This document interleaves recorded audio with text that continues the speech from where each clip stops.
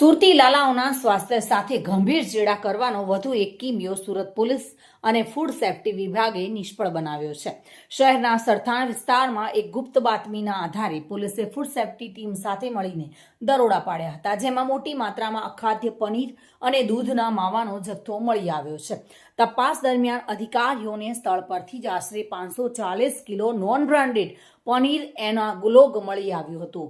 આ એવું પનીર છે જે દૂધને બદલે વનસ્પતિ તેલ અને કેમિકલ્સના મિશ્રણથી બનાવવામાં આવે છે, જે શરીર માટે અત્યંત હાનિકારક છે.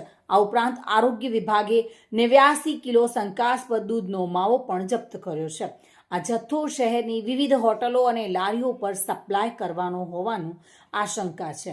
ફૂડ સેફ્ટી ટીમે સ્થળ પરથી પનીર અને માવાના વિવિધ નમૂનાઓ એકત્ર કરીને પબ્લિક હેલ્થ લેબોરેટરીમાં તપાસ અર્થે મોકલી આપ્યા છે. પોલીસના જણાવ્યા અનુસાર લેબોરેટરી રિપોર્ટમાં જો આ જથ્થો અખાદ્ય જાહેર થશે તો જવાબદાર શખ્સો સામે કડક કાયદેસરની કાર્યવાહી કરવામાં આવશે અને તેમની ધરપકડ પણ થઈ શકે છે.